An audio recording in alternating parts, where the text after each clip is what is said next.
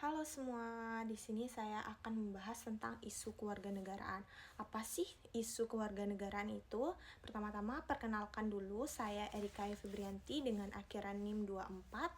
Saya dari Universitas Trunojoyo Madura, Fakultas Hukum. Nah, isu yang pertama adalah bela negara. Apa sih itu bela negara? Bela negara adalah sikap dan perilaku warga negara untuk menjaga keutuhan NKRI berdasarkan Pancasila dan Undang-Undang 1945. Nah, ancaman bela negara apa aja sih? Ancaman bela negara tuh bukan hanya militer aja teman-teman. Ancaman bela negara tuh ada 5. Yang pertama itu militer, seperti yang saya sebutkan tadi. Terus yang kedua itu cyber attack, yang ketiga itu radikalisme, yang keempat itu lunturnya nasionalisme, dan korupsi yang terakhir itu ya. Bentuk-bentuk bela negara apa aja sih? Bentuk-bentuk bela negara itu nggak hanya kita jadi TNI atau Polri baru kita disebut sebagai bela negara.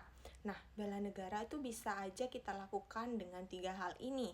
Kita sebutkan salah satu saja ya, seperti taat hukum, menjaga persatuan, dan berkontribusi bagi pembangunan yang ada di negara.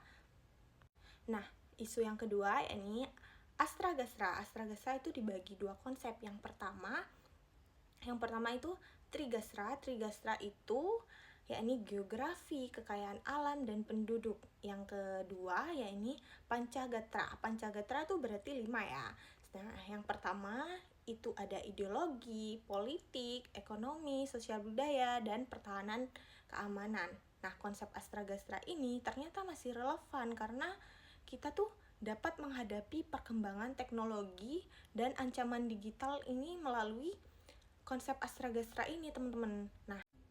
Nah, isu yang ketiga nih menarik banget ya, teman-teman. Isu ini tuh udah banyak terungkap beberapa tahun ke belakang.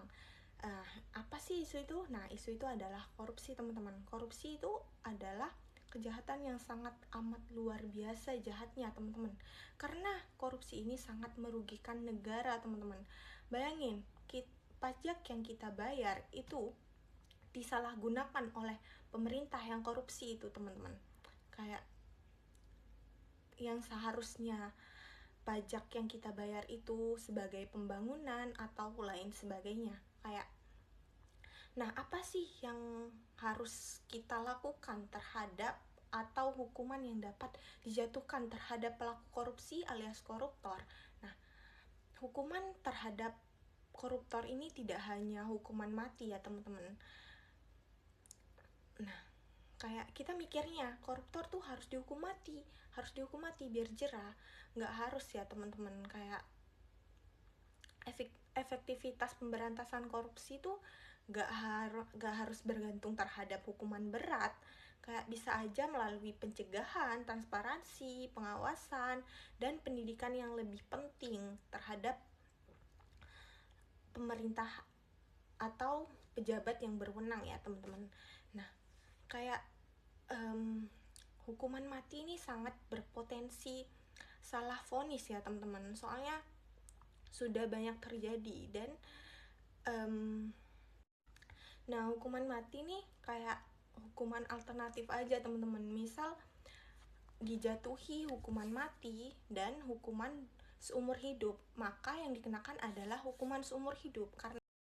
Nah, hukuman mati itu merupakan hukuman alternatif, teman-teman. Jadi kita bisa menggunakannya, bisa tidak. Nah, kita udah sampai isu keempat, yaitu otonomi daerah. Apa sih otonomi daerah itu? Otonomi daerah adalah hak, wewenang, dan kewajiban daerah otonom untuk mengatur dan mengurus sendiri pemerintahan dan kepentingan masyarakat setempat dalam sistem NKRI. Nah, peran pemerintah daerah yakni ada 4, teman-teman. Yang pertama itu mengembangkan potensi daerah dan ekonomi lokal.